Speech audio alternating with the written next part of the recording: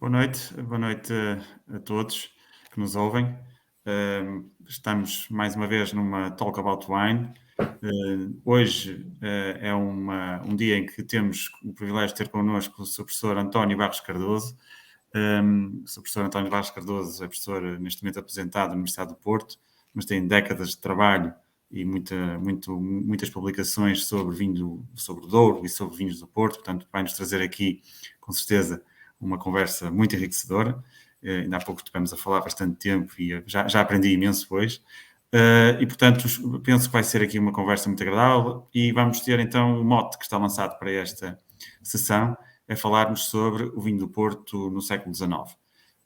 Obviamente vamos aqui falar do que é um século riquíssimo em várias dimensões, técnicas, políticas, etc., e com muita influência no que veio a ser ainda hoje ao vinho do Porto. E, portanto, nesse sentido, eu lanço um primeiro desafio aqui ao Sr. Professor António Barros Cardoso, que é, se calhar, começar antes até do século XIX, para que depois percebermos como é que o século XIX se foi desenvolvendo. Sr. Professor, como é que o antes, ou imediatamente antes do século XIX, poderá ter influenciado depois o resto do século? Bom, todos muito boa noite. Antes de mais, quero agradecer o convite que o Dr. Manuel Olimba me fez para estar aqui hoje a conversar sobre vinho do Porto. É para mim sempre uma grande satisfação falar sobre vinho do Porto.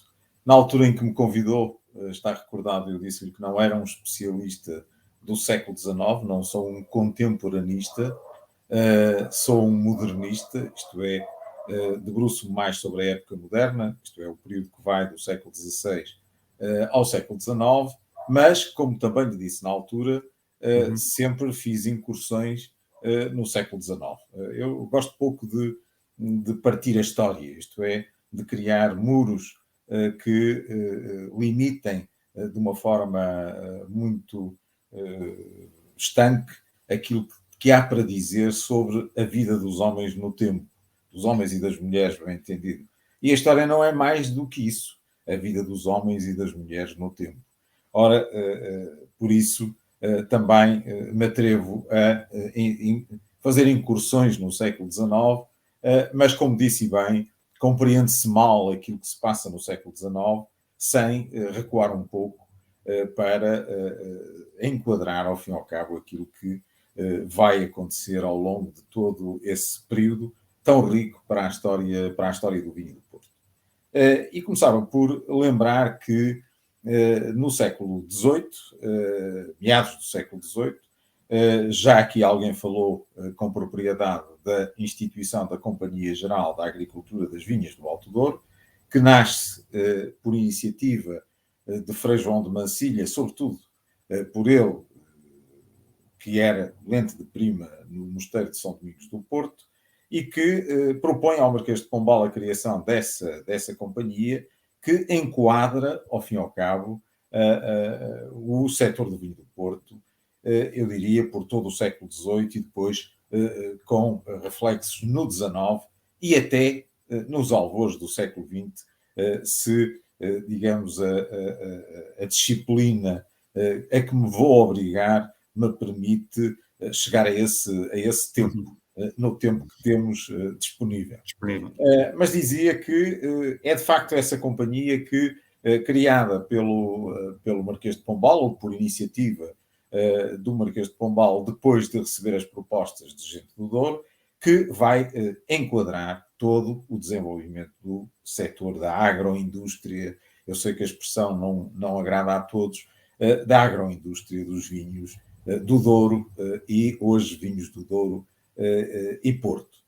E, de facto, a partir de 1777, altura em que o pombalismo, isto é, toda a panóplia de decisão política ou decisões políticas do Marquês de Pombal acaba por ser contrariada, porque em 1777 Pombal deixa o governo, o rei Dom João V, o rei Dom José I, aliás, morre, e a partir daí entra-se num período complicado, um período de retrocesso de tudo aquilo que foi a política desenvolvida pelo Marquês de Pombal nos vários setores.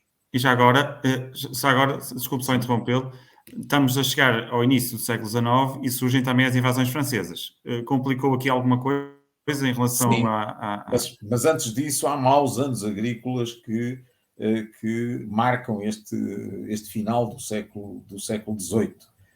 Maus anos agrícolas que vão, de facto, trazer miséria, trazer alguma dificuldade à região do Douro sobretudo, este período da viradeira de que eu estava a falar tem reflexos no negócio do vinho. Porquê? Porque a companhia tinha o monopólio da exportação de vinhos para aguardentes e vinagres para o Brasil, que era um dos grandes mercados, e fazia-o em exclusividade.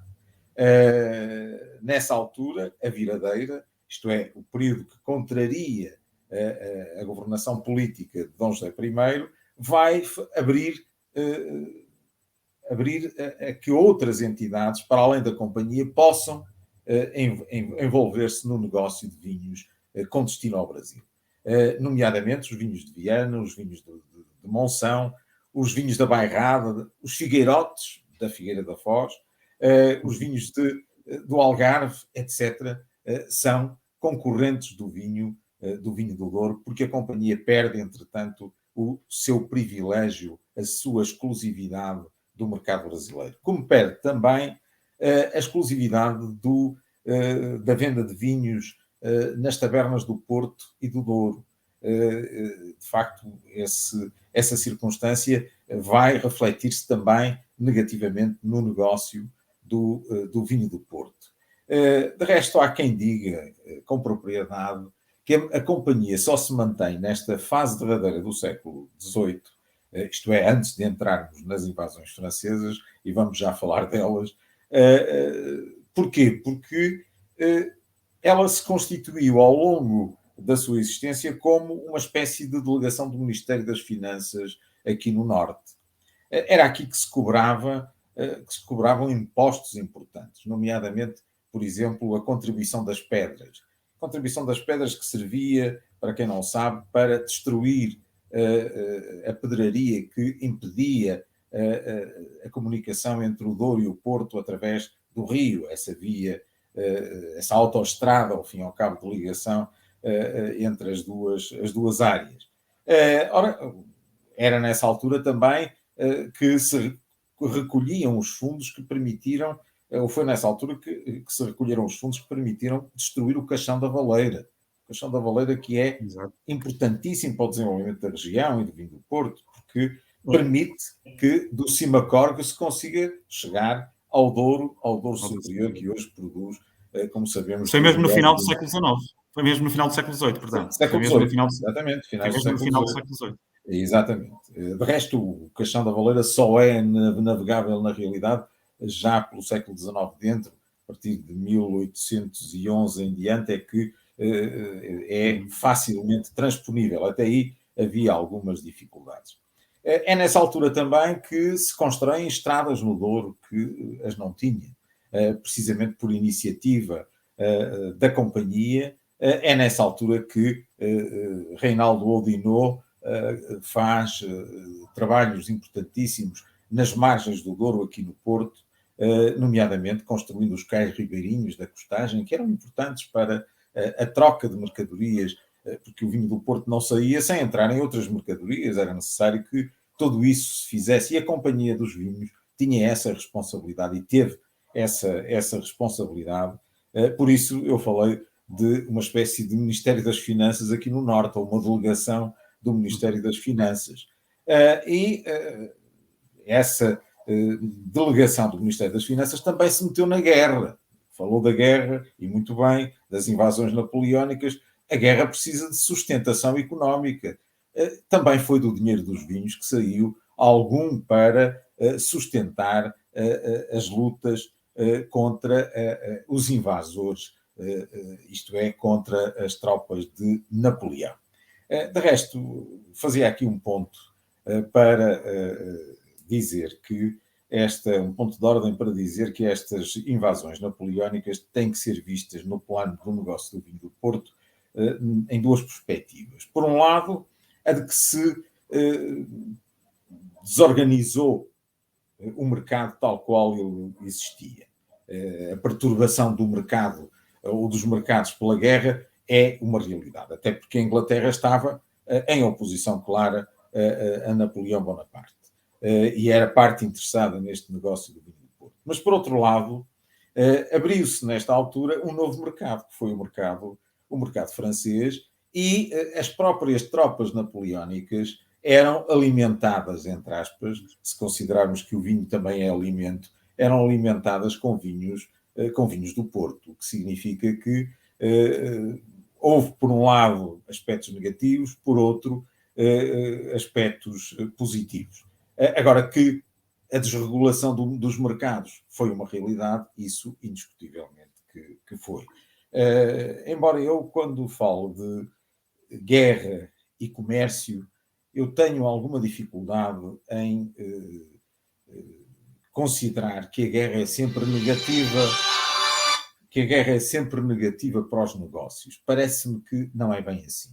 E porquê? Porque a experiência da minha investigação me diz que, independentemente das guerras, os negócios sempre se fizeram-se foi de forma diferente. E se nós olharmos, por exemplo, para o que sucede com a Inglaterra e com a França, e com as guerras entre a Inglaterra e a França no século anterior, no século XVIII, verificamos isso mesmo. É que, de facto, nunca faltou vinho de Bordeaux em Londres, apesar dos conflitos entre franceses e ingleses. Não vou aqui despender muito tempo a falar-vos dessa realidade e dos mecanismos que estão por trás disso. Já agora aproveitaria só esta nota, porque logo a seguir às invasões napoleónicas e eventualmente ainda em restabelecimento dessa alteração de mercados que estava a referir, surge depois um momento também crítico, principalmente aqui para a cidade do Porto, com o cerco do Porto e as guerras liberais, e aí também terá havido grandes repercussões após, de facto, esse momento das guerras liberais. Sim. E com o liberalismo a vingar, de facto aqui abre-se um novo ciclo para o vinho do Porto. Com o liberalismo. Com o liberalismo. Exatamente, evidentemente que sim.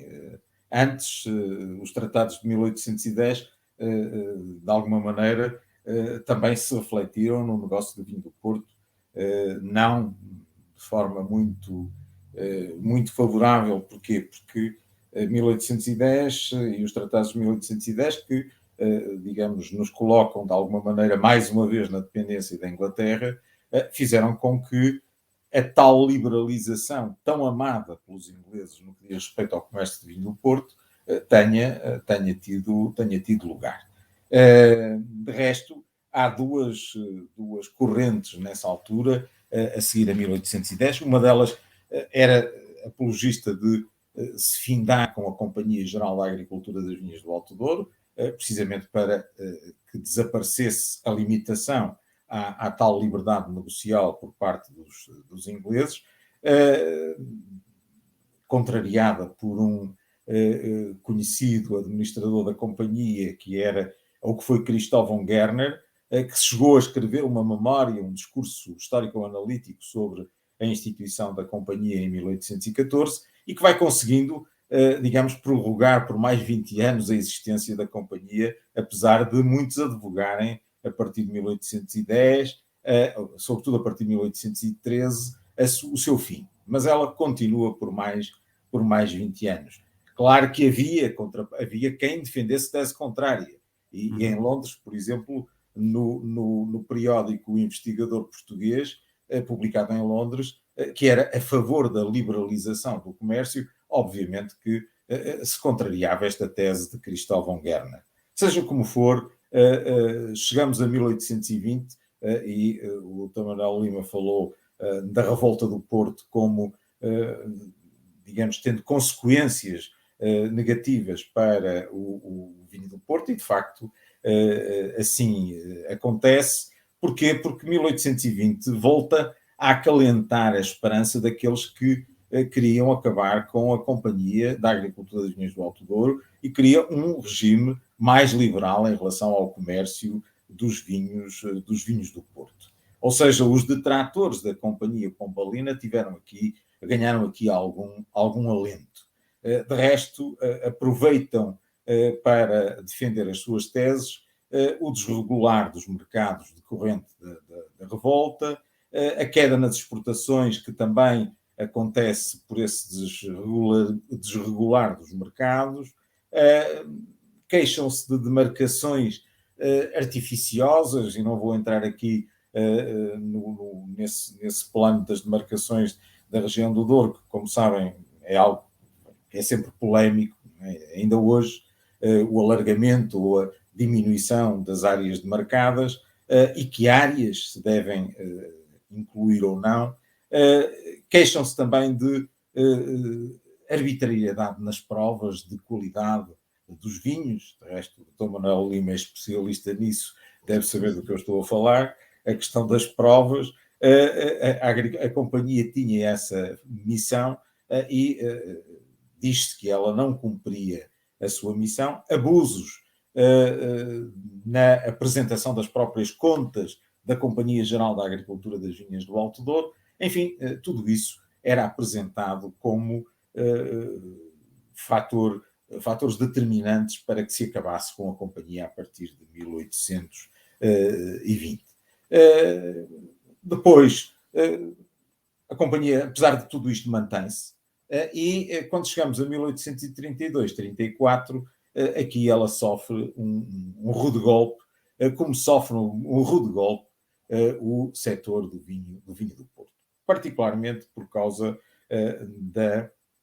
do prejuízo causado aos armazéns da companhia e aos vinhos da companhia. A companhia tinha vinhos que guardava em Vila Nova e os incêndios que então foram pastos os armazéns de Vila Nova de Gaia da Companhia da Agricultura das Vinhas do Alto Douro foram muito prejudiciais a essa mesma companhia. De resto, em 1834, a vitória liberal, depois da Guerra dos Irmãos Inimigos, determinou mesmo a extinção da Companhia da Agricultura das Vinhas do Alto Douro em maio desse ano, depois de se terem, digamos, esvaído os vinhos guardados em Vila Nova, que se misturaram com as águas do Douro na sequência destes episódios decorrentes da guerra civil ou da Guerra dos Irmãos Inimigos.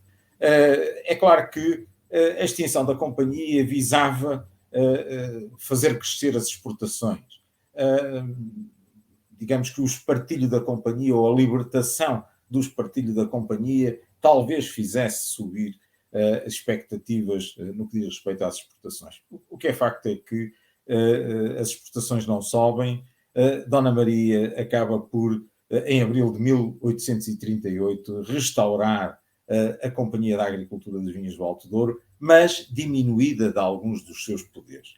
Ora, quando uma companhia tão poderosa como era esta, um organismo de fiscalização tão bem organizado como aquele que foi gizado por Pombal, acaba por ser restaurado, mas retirando-lhe boa parte das prerrogativas, a coisa não podia resultar bem e não resultou.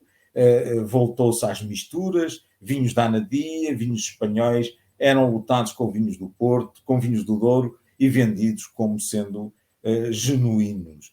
Por isso, em 1843, voltou a reforçar-se os poderes da Companhia da Agricultura das Vinhas do Alto Douro, mas ainda longe do papel inicial que teve, isto é, em 1858, esta companhia, mesmo depois de reforçados os seus poderes, não era mais do que uma companhia comercial. E, em 1858, retornou-se ao modelo de liberdade comercial anterior a 1757, isto é, anterior à criação da Companhia Geral da Agricultura das Vinhas do Alto Douro, isto é, liberdade total, que era isso que os comerciantes queriam, era isso que os poderosos comerciantes estrangeiros, sobretudo ingleses, queriam em relação a este setor do vinho do Porto e conseguiram-no nessa altura.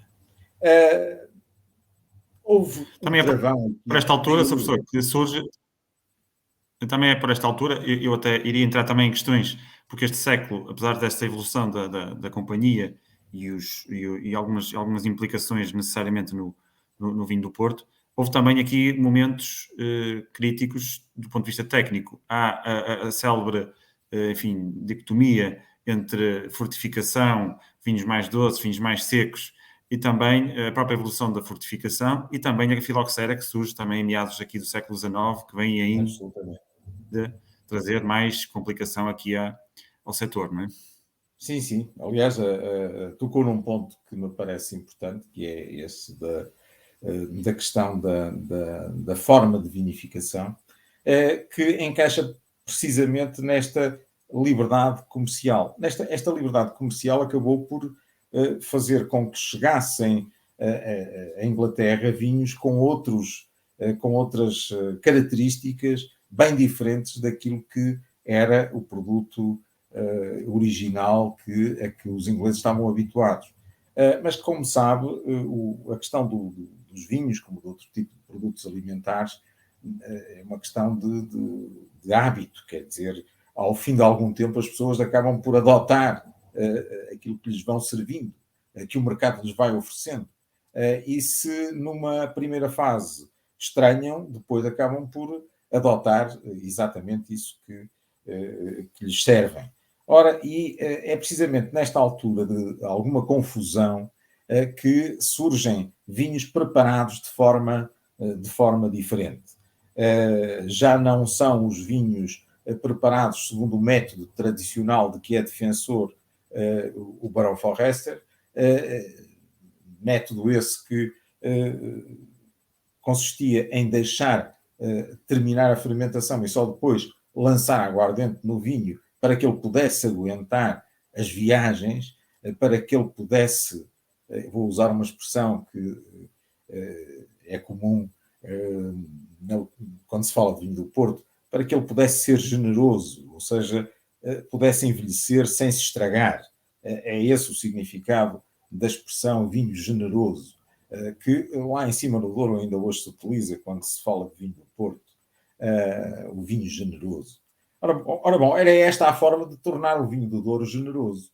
Lançar a aguardente depois de consumada a fermentação. E assim seguia.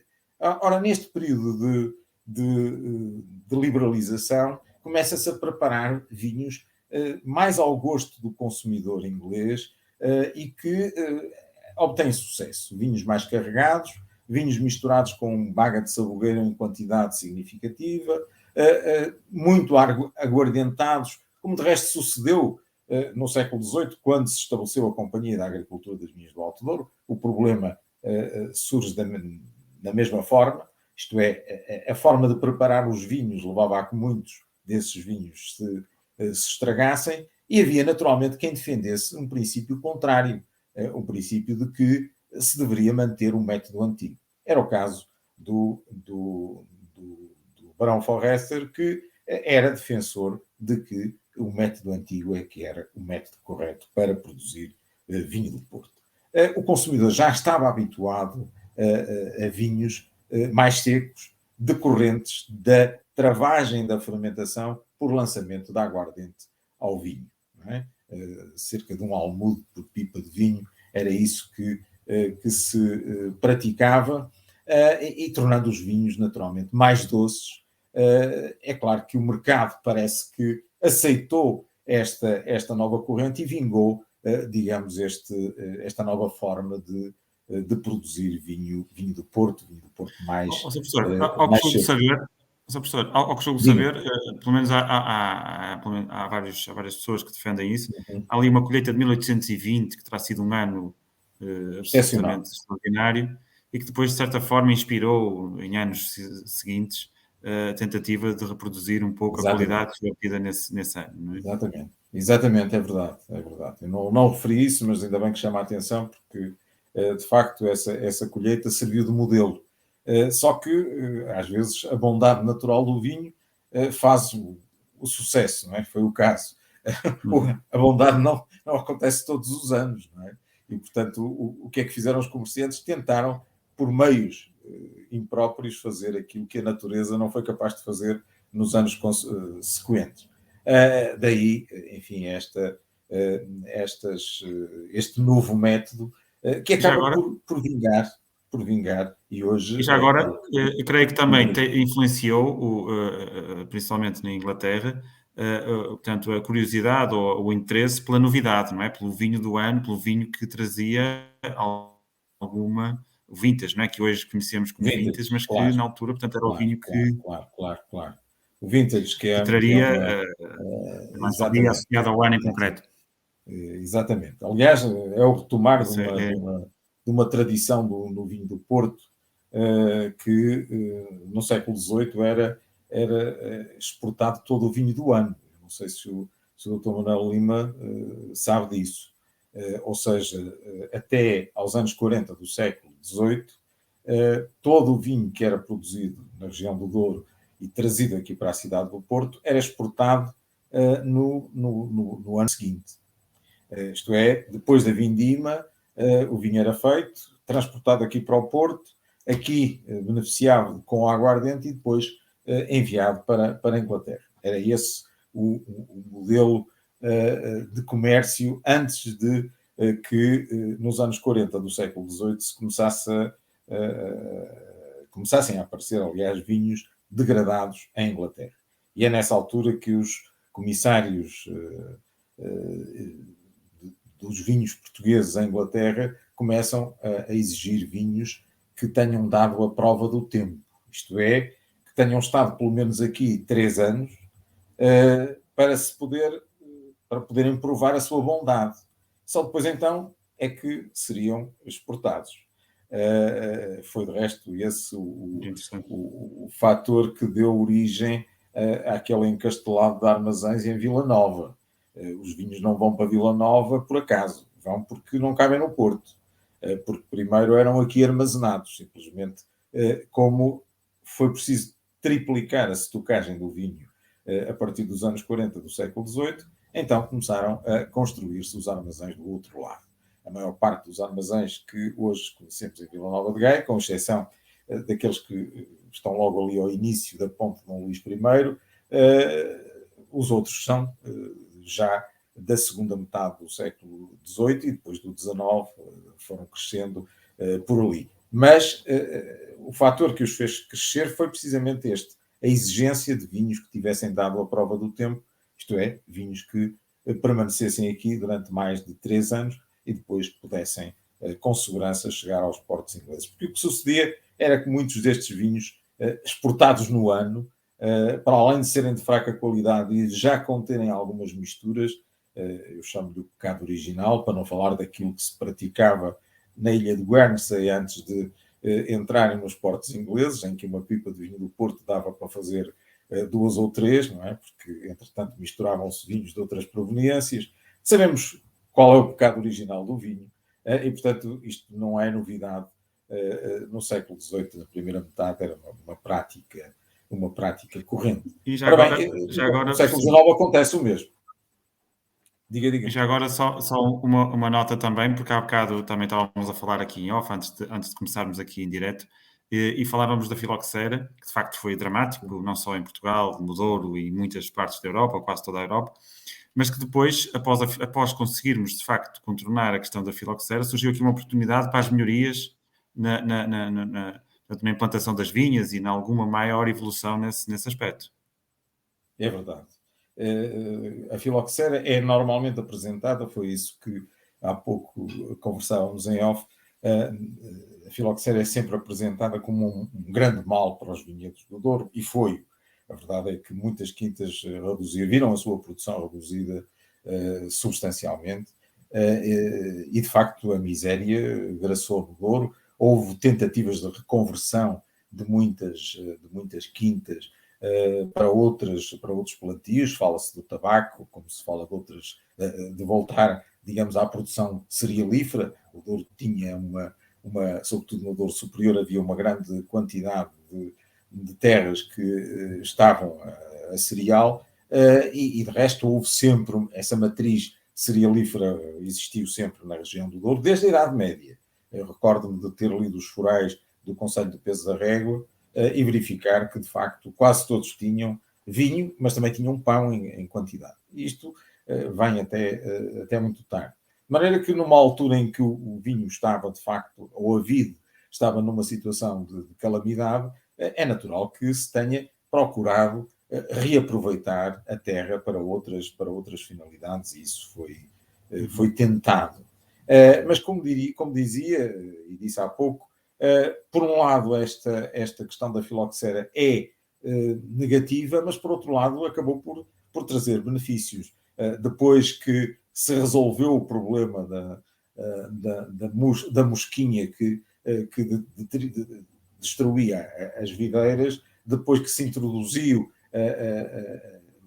digamos, a vinha americana, os pés americanos, e depois a enxertia com as castas tradicionais da região, a verdade é que se apurou também a qualidade, quer da viticultura, e, sobretudo, há, digamos, uma preocupação com aquilo de que se fala pouco, que é a noção de que o bom vinho começa na vinha, e dá-se mais atenção, ou passa a dar-se muito mais atenção à vinha do que se dava até aí. E, portanto, as formas tradicionais de plantio da vinha na região do Douro acabam por ser abandonadas. De resto, a mostrá-lo estão os moratórios que, por questões de natureza ambiental ou outras, ainda existem em determinadas áreas atingidas pela filoxera, que são, no fundo, aquilo que restou testemunhalmente falando deste malefício que atingiu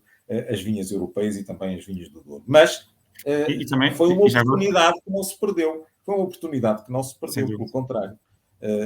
Até porque sabemos também que houve também, não foi só a filoxera que teve impacto, depois surge também o oídio, já no meados do século, depois o milho, um pouco mais tarde. Também foi catastrófico. Houve aqui problemas também de outro tipo de doenças. Professor, o tempo passa mesmo a correr. O tempo passa mesmo a correr, mas eu não queria deixar de lhe fazer uma ou duas últimas questões, mais uns minutinhos. Sim. Penso que quem nos está a ouvir, e eu pelo menos estou fascinado pela quantidade de informação que nos consegue trazer e tão bem sequenciada. O final do século XIX, de facto, traz aqui também algumas evoluções que depois vão repercutir-se também no início do século XX. Eu gostaria que também nos desse aqui algumas luzes também sobre esse final do século XIX e como é que depois vai iniciar o século XX. O final do século XIX, na minha perspectiva, é para o Douro e para o setor do vinho do Porto, é uma época digamos, quase de reflexão sobre tudo o que acabamos de dizer. Uma época de reflexão para se chegar a uma conclusão muito, muito simples. Primeiro, era preciso preservar um produto que tinha alcançado já, como alcança hoje, e quase não precisa de marketing. Quando ouço falar de marketing em relação ao vinho do Porto, enfim, esboço um sorriso, porque de facto quase nem é preciso, não é? De tal forma a marca está enraizada em quase todo o mundo e, portanto, quase todo o mundo conhece o vinho. São 105 mercados neste momento. Eu costumo... Como? São 105 mercados. São 105 mercados. Isso diz tudo. Eu costumo dizer que o Porto Cidade é mais conhecido no mundo pela silhueta estilizada de um barco rabelo do que propriamente pelas armas da cidade ou qualquer outro tipo de emblema que se lhe possa pôr. Até costumo dizer que foi um erro, na minha perspectiva, transformarem a Torre dos Clérigos em símbolo da cidade, quando antes era, de facto, a figura estilizada do barco rabelo que tornou o Porto conhecido em todo o mundo. E estou convencido que ainda hoje é esse emblema, é essa imagem que prevalece. Mas dizia que nos inícios do século XX essa marca tinha que ser preservada. E essa preservação da marca vem um pouco de trás, nomeadamente da nossa preocupação, nossa Portugal, de aderir à Convenção da União de Paris em 1883, depois em 1891 ao Convênio de Madrid, em que se defende intransigentemente a marca Porto. De resto, essa marca ainda hoje tem a importância que todos lhe reconhecem. Evidentemente que nos finais do século XX, a degradação de alguma qualidade no vinho acabou por levar, e associada já a esta questão da discussão das marcas, levou naturalmente a que se voltasse a rever a necessidade da regulação do setor do vinho do Porto. E fala-se muito de João Franco e das reformas de João Franco, que em relação ao Douro não foram apenas em relação ao Douro, foi em relação a todo o país. O vinho verde também recebeu, digamos, pela mesma altura, a atenção deste governante, como aconteceu com os vinhos do Dão, de resto simultaneamente com o vinho verde, mas anteriormente... E Carcavelos sim. Também, e mais algumas vinícolas portuguesas todas, quase todas foram consequência das reformas de João Franco. Mas em 1919 há um reforço dos poderes da chamada Comissão de Viticultura Douriense, que vai entroncar naquilo que mais tarde se designa Casa do Douro. Mas é em 1919 que se começam a dar os primeiros passos nesse sentido. É também em 1926 que surge o entreposto de Gaia, com o significado que todos conhecem na preservação da qualidade do vinho do Porto. E mais tarde, Júlio Vasques, Antão de Carvalho e outros acabam por ter o mesmo papel, eu costumo dizer isto com alguma ironia, ter o mesmo papel que teve João de Mancilha e Luís Beleza de Andrade em 1756. Agora não junto do Marquês de Pombal, porque ele já não estava cá, mas junto de António de Oliveira Salazar. Para quê? Para institucionalizar a defesa da qualidade do vinho do Porto através da criação da chamada Casa do Douro, ou Federação Sindical dos Viticultores da região de Mercado do Douro, que depois se transforma em Casa do Douro, protegendo naturalmente o setor produtivo. Evidentemente que esta disciplina do setor produtivo teve que ser acompanhada de uma disciplina no que diz respeito ao comércio e à qualidade dos vinhos, e nasce em 1934 o Instituto do Vinho do Porto, precisamente com essa finalidade. Ou seja, e para concluir, este Douro, este Porto, este vinho do Porto, não prescindiu nunca de um enquadramento institucional que lhe é formatado por Pombal em 1757 e que não mais